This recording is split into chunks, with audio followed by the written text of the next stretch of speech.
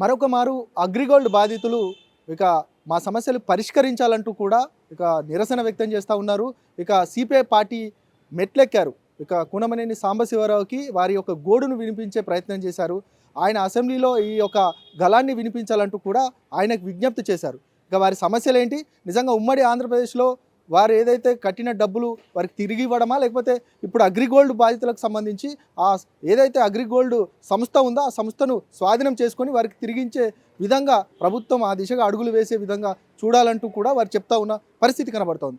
అసలు వారి డిమాండ్స్ ఏంటి, ఇక వారు భవిష్యత్ కార్యాచరణ ఎట్లా ఉండబోతుంది, ఇక అన్ని విషయాలు అడుగుదాం. ఏంటి అసలు మీ బాధ ఏంటి? నా పేరు నల్లబోలు సునీత అండి. మేము మహబూబాద్ జిల్లా డోర్నకల్ నుంచి వచ్చాము. అగ్రిగోల్డ్ మా ఈ అగ్రిగోల్డ్ బాధితుల సంఘానికి పనిచేస్తున్న పెద్దలందరికీ సహాయ సహకారాలు అందిస్తున్న కూనంనేని గారికి, చాడా గారికి మరియు బాలమల్లేశం గారికి, అలాగే మా అగ్రిగోల్డ్ మిత్రులందరికీ కూడా మేము అనుకోని పోరాటం చేస్తున్న టైంకు కూడా ఈ టైంకు రావాలి వెళ్ళాలి అని అంటే ఆ టైంకు సహకారం అందించిన మా అగ్రిగోల్డ్ మిత్రులందరికీ కూడా నా హృదయపూర్వక నమస్కారాలు. అలాగే మేము ఈ అగ్రిగోల్డ్లో 1990 నుంచి స్టార్ట్ చేసిన ఈ అగ్రిగోల్డ్ కంపెనీకి 2014 వరకు ఈ కస్టమర్లతో కట్టించడం జరిగింది. నా యొక్క ఒక్కదాన్ని 20 లక్షల రూపాయల దాకా ఉన్నవి. అలాగే నాతోటి మిత్రులందరూ కూడా ఇంకా ఎన్ని లక్షలు ఉంటాయో లెక్కేసుకోండి. ఇప్పుడు మన తెలంగాణలో వచ్చేసి 10,000 కోట్ల రూపాయల వరకు రావాల్సి మన ఆస్తులు 10,000 కోట్ల వరకు ఉన్నాయి మన తెలంగాణలో. మనకు రావాల్సిందల్లా కూడా ఒక 500 కోట్లు మాత్రమే. మనమేమి ప్రభుత్వాన్ని దేహి అని చెప్పేసి అని అడగట్లేము. మన ఆస్తులన్నీ కూడా స్వాధీనం చేసుకొని మనకు ఈ 500 కోట్ల రూపాయలని ఇప్పించమని చెప్పేసి అని అడుగుతున్నాం మనం. మన డబ్బులు ఈ పేద సాదా వాళ్ళైతే ఎవరైతే ఉన్నారో వాళ్ళందరూ కూడా ఇంట్లో తినడానికి లేకున్నా కూడా అయ్యో నేను ₹1 దాచిపెట్టుకుంటే నాకు ఈ రోజు కాకపోయినా రేపటికైనా నా పిల్లలకు పనికొస్తాయి, నా పిల్లల చదువులకు పనికొస్తాయి అని చెప్పేసి అని దాచిపెట్టుకున్న వాళ్ళే. ఇందులో లక్షాధికారులు కోటేశ్వరులు ఎవరు లేరు. ఈ పేద సాదా వాళ్ళే కట్టించిన వాళ్ళు ఉన్నారు, కట్టిన వాళ్ళు కూడా ఉన్నారు. అలాంటి వాళ్ళని మోసం చేసిన ఈ అగ్రిగోల్డ్ని ఏం చేయాలో అర్థం కావట్లేదు. ఇందులో బడా బడా నాయకులు కూడా ఉన్నారు. ఈ ఆస్తుల అన్నిటి మీద కన్నేసి కూడా ఈ మన అగ్రిగోల్డ్ వెంచర్స్ కూడా కల్లూరులో ఉన్నవి, యాదగిరిగుట్టలో ఉన్నవి, అలాగే హైదరాబాద్లో కూడా ఉన్నవి. యాదగిరిగుట్టలో ఉన్న వెంచర్ చాలా పెద్ద వెంచరు. మన మన ఆస్తులమ్మి మన అగ్రిగోల్డ్ ఆస్తులమ్మే మనకి ఇమ్మని చెప్పేసి అని అంటున్నాం. ఈ అగ్రిగోల్డ్ ఆస్తులు అమ్మి మనకి ఇమ్మన్నప్పుడు కూడా ఈ ప్రభుత్వము మన తెలంగాణ ప్రభుత్వం ఉన్నప్పుడు, టీఆర్ఎస్ ప్రభుత్వం ఉన్నప్పుడు మేము వెళ్ళని ఎమ్మెల్యే లేడు, ఎంపీలు లేరు, మంత్రులు లేరు. ఎంతమంది దగ్గరికి వెళ్ళినా కూడా రెస్పాన్స్ లేదు. ఎందుకు ఇంత నిర్లక్ష్యం చేస్తున్నారు ప్రజల మీద? మా అగ్రిగోల్డ్ కస్టమర్స్ అండ్ ఏజెంట్స్ అందరూ కూడా 5 లక్షల మెంబర్స్ ఉన్నారు, 5 లక్షల ఫ్యామిలీస్ ఉన్నారు. వీళ్ళందరినీ కూడా బాగా ఏడిపిస్తున్నారు. వీళ్ళని ఒక్కొక్కరు ఆత్మహత్య చేసుకున్నారు. ఈ ఆత్మహత్యకు పాల్పడడానికి ఇంతమందిని ఉసురు తీసుకోవడం తప్పు కదా చాలా. ఏమి మీ ఇంట్లో నుంచి ఇమ్మని అనట్లే కదా, ఈ ఆస్తులు స్వాధీనం చేసుకునే ఇమ్మని చెప్పేసి అని అంటున్నాం. ఇవ్వాలి. ఈ జనాల కష్టార్జితము, ఈ వీళ్ళ రక్తము ఒడబోసి కట్టుకున్న డబ్బులు ఇవి. వాళ్ళు తినడానికి లేకున్నా కూడా కట్టుకున్నారు ఇవి. ఇన్ని డబ్బులను మీరు దగ్గర పెట్టుకుని ఏంటంటే కోర్టులో ఉంది. ఎన్ని సంవత్సరాలు ఉంటుంది కోర్టు? ఇప్పుడు 10 సంవత్సరాల నుంచి తిరుగుతున్నారు. 10 సంవత్సరాల నుంచి ఒక ముసలోళ్ళు కూడా ఆత్మహత్యలు చేసుకున్న వాళ్ళు ఉన్నారు. అయ్యో నా ఇంటి మీదకి వచ్చి ఇజ్జతికి చచ్చిపోయిన వాళ్ళు కూడా ఉన్నారు. వాళ్ళందరికీ కూడా ఈ ప్రభుత్వము చనిపోయిన వాళ్ళకి ఒక 10 లక్షల రూపాయల ఎక్స్‌గ్రేషియా ఫస్ట్ వీళ్ళకు చెల్లించాలని చెప్పి నేను కోరుకుంటున్నాను. ఇలాంటి వాళ్ళని ఉసురు తీసుకోవడము ఈ ప్రభుత్వాలకి సహజం ఇది కాదు. కాబట్టి ఇలాంటి చోటబడా కంపెనీలను కూడా ఎవరైనా తీసుకొచ్చినా కూడా ప్రభుత్వం పర్మిషన్లు ఇవ్వద్దని చెప్పేసి మెయిన్గా నేను కోరుకుంటున్నా. ఇక గౌరవ అధ్యక్షుడిగా మీరున్నారు, అగ్రిగోల్డ్ గౌరవ అధ్యక్షుడిగా. ఏంటి అసలు ప్రధానంగా మీరు చేస్తున్న డిమాండ్ ఏంటి? ఇది కోర్టు పరిధిలో ఉన్న సమస్య. దీనికి సంబంధించి గత ప్రభుత్వాలు కూడా అదే చెప్పాయి, ఏంటంటే కోర్టు పరిధిలో ఉంది తర్వాత అనే సిచ్యువేషన్.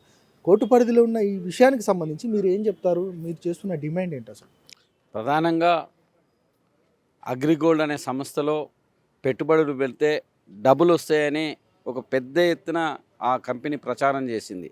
ఆ ప్రచారానికి లోనై చాలామంది అంటే పేదలు, బడుగు బలహీన వర్గాల వాళ్ళు, చిన్న సన్నకారు రైతులు, చిన్న వ్యాపారాలు చేసుకునే వాళ్ళు అందులో పెట్టుబడి పెట్టడం జరిగింది. అయితే ఇది దాదాపు మన తెలంగాణ రాష్ట్రంలో 5 లక్షల కుటుంబాలు ఉన్నాయి. వాళ్ళు ఒక 1000 కోట్లు అందులో డిపాజిట్ చేయడం జరిగింది. అది వాళ్ళకి ఎప్పుడైతే మా డబ్బులు మాకు కావాలని అడిగారో వెంటనే సంస్థ మూసేసి వాళ్ళు పారిపోవడం జరిగింది.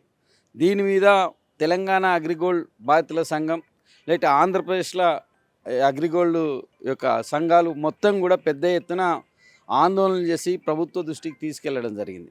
అక్కడ ఆంధ్రప్రదేశ్కి సంబంధించిన ప్రభుత్వము కొంత స్పందించి జగన్మోహన్ రెడ్డి గారు ఆంధ్రప్రదేశ్లో ఉన్న అగ్రిగోల్డ్ బాధితులకు చిన్న వాళ్లకు 20,000 30,000 అట్లా తిరిగి ఇవ్వడం జరిగింది.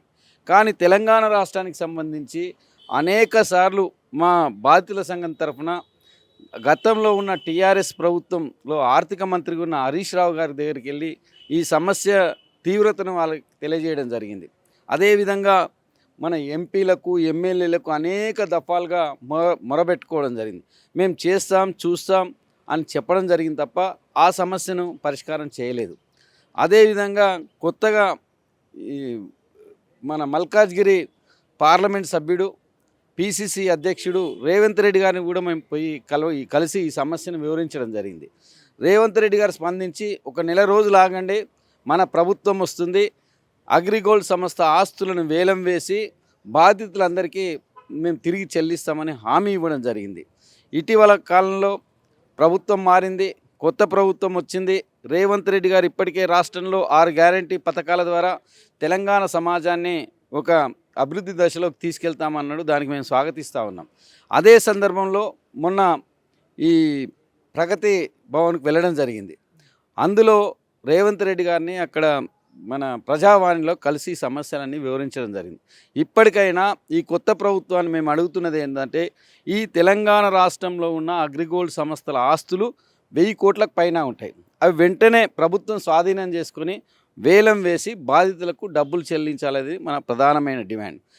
ఈ విధంగా చేస్తే ప్రభుత్వం పైన కూడా ఆర్థిక భారం పడదు. ఇంకా అనేక మంది పెద్దలు దీంట్లో ఉన్నారు, వాళ్ళందరినీ బయటికి తీయాల్సిన అవసరం ఉంది. ఈరోజు ప్రభుత్వం చెప్తా ఉంది, ఎవడైతే మోసాలకు పాల్పడ్డాడో అవినీతికి తెరలేపాడో వాడు ఎంతటి వాడినైనా నేను ఖచ్చితంగా ప్రజాక్షేత్రంలోకి తీసుకొచ్చి వాడిని శిక్షిస్తామని ప్రభుత్వం చెప్తా ఉంది. మరి అదే పద్ధతిలో ఈ అగ్రిగోల్డ్ బాధితులు మోసం చేసిన ఆ యాజమాన్యాన్ని అరెస్ట్ చేసి ఊరుకున్నారు. అరెస్ట్ చేసి ఊరుకోవడం కాదు, వాళ్ళ ఆస్తులను స్వాధీనం చేసుకొని ఎవరైతే బాధితులో వాళ్ళకి పంచాలి. రెండోది, అగ్రిగోల్డ్ సంస్థ యొక్క ఆస్తులు వెంచర్స్ చాలా ఉన్నాయి. ఇంతకుముందు సునీత గారు చెప్పినట్టు యాదాద్రిలో లేక ఇంకా ఖమ్మం జిల్లాలో, కొత్తగూడెం జిల్లాలో, హైదరాబాద్లో అనేక చోట్ల ఆ సంస్థలు రియల్ ఎస్టేట్ వ్యాపారం చేసుకొని వెంచర్లు పెట్టుకున్నారు.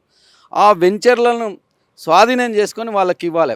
రెండోది, మేము కూడా ఒకవేళ ప్రభుత్వం ఈ విధంగా స్పందించకుంటే ఈ రాష్ట్రంలో ఉన్న 5 లక్షల అగ్రిగోల్డ్ బాధితులందరినీ సమీకరించి వాళ్ళని చైతన్యం చేసి అగ్రిగోల్డ్ సంస్థ ఏదైతే వెంచర్స్ ఉన్నారో దాంట్లో ఆక్యుపై చేసుకుంటాం మేమే. అలాంటి పోరాటానికి శ్రీకారం చుట్టడానికి కూడా మా సంస్థ ఆలోచన చేస్తూ ఉంది. అదేవిధంగా ఈ పోరాటంలో ఈ డబ్బులు వస్తాయో రావో అని చిన్న బక్క రైతులు, చిన్న వ్యాపారస్తులు, చిరు వ్యాపారులు ఆత్మహత్యలు చేసుకున్నారు. ఎందుకంటే నేను ఇంత డబ్బు పెట్టినా, నా పిల్లల చదువుకు, నా బిడ్డ పెళ్ళికి పెట్టుకున్నా, అది సంస్థ మూసేసింది, ఆ డబ్బులు రావు, నేను ఏం చేయాలని మరి అగౌరవానికి లోనే ఆత్మహత్యలు చేసుకుని ఉన్నారు చాలామంది. ఆత్మహత్యలు చేసుకున్న కుటుంబాలకు తక్షణమే 10 లక్షల రూపాయలు ఎక్స్గ్రేషియా చెల్లించాలి. మరో కోణం, ఈ సమస్య కోర్టులో ఉంది. దీన్ని ఆ పేరుతో చాలా సంవత్సరాలు నానుస్తూ ఉన్నారు. మేము కోర్టు ద్వారా కూడా అనేక కోర్టుకు కూడా బాధితుల తరఫున మేము కేసు వేసాం. కోర్టు సైతం కూడా చెప్పింది బాధితులకు తక్షణమే డబ్బులు చెల్లించాలి, వాళ్ళ ప్రాణాలను పోకుండా ప్రభుత్వం చూడాలి అని కోర్టు కూడా తీర్పులు ఇచ్చింది. అయినా ఆ తీర్పును అమలుపరచడంలో గత ప్రభుత్వం జాప్యం చేసింది. ఇప్పటికైనా తెలంగాణ రాష్ట్ర ప్రభుత్వం, రాష్ట్ర ముఖ్యమంత్రి రేవంత్ రెడ్డి గారు చొరవ తీసుకొని అగ్రిగోల్డ్ ఆస్తులను జప్తు చేసి స్వాధీనం చేసుకొని వేలమేసి బాధితులకు డబ్బులు చెల్లించి న్యాయం చేయాలని మీ ద్వారా ప్రభుత్వాన్ని డిమాండ్ చేస్తా ఉన్నాం. ఒకవేళ ప్రభుత్వం మీరు చెప్పిన డిమాండ్స్కి సంబంధించి ఆ దిశగా వెళ్ళకపోతే మీ భవిష్యత్తు కార్యాచరణ ఎట్లా ఉండబోతుంది? ప్రభుత్వం మేము చెప్పిన డిమాండ్ను సానుకూలంగా పరిష్కరించకుంటే ఈ రాష్ట్రంలో 5 లక్షల కుటుంబాలు ఉన్నాయి, అవి రోడ్ల మీదకి వస్తూ ఉన్నాయి. అవసరమైతే అగ్రిగోల్డ్ సమస్య యొక్క ఆస్తులు ఎక్కడున్నాయో వాటి మీద మేము బాధ్యతలను తీసుకెళ్ళి వాటి మేము జప్తు చేసుకుంటాం, బాజాప్తా ఆ ప్లాట్లలో మేము స్వాధీనం చేసుకుంటాం. అప్పటికి కూడా ఇంకా ఏమైనా ప్రభుత్వం చర్యలు తీసుకున్నా, యాజమాన్యం ఏదైనా చర్యలు తీసుకున్నా, ఏ చర్యలకైనా అగ్రిగోల్డ్ బాధితులు సిద్ధంగా ఉన్నారు. దానికి ఈ రాష్ట్రంలో ఉన్న ప్రతిపక్షాలు, ముఖ్యంగా కమ్యూనిస్ట్ పార్టీ అండ ఉంది. ఖచ్చితంగా ఈ సమస్య పరిష్కారం అయ్యే వరకు మా పోరాటాలు కొనసాగిస్తాం. ఇది మొత్తానికి అగ్రిగోల్డ్ బాధితులు చెప్తా ఉన్నారు. ఒకవేళ మా సమస్యని గిన్న ప్రభుత్వం పరిష్కరించకపోతే మాత్రం ఏదైతే ఆస్తులు ఉన్నాయో ఆ ఆస్తులను జప్తు చేసి మాకు ఇవ్వకపోతే మేమే స్వాధీనం చేసుకుంటాము, లేదంటే మాత్రం ఖచ్చితంగా మేము చేయబోయే కార్యక్రమాలకు అన్నిటికీ ప్రభుత్వమే బాధ్యత వహించాలంటూ కూడా వారు డిమాండ్ చేస్తున్న పరిస్థితి కనబడతా ఉంది.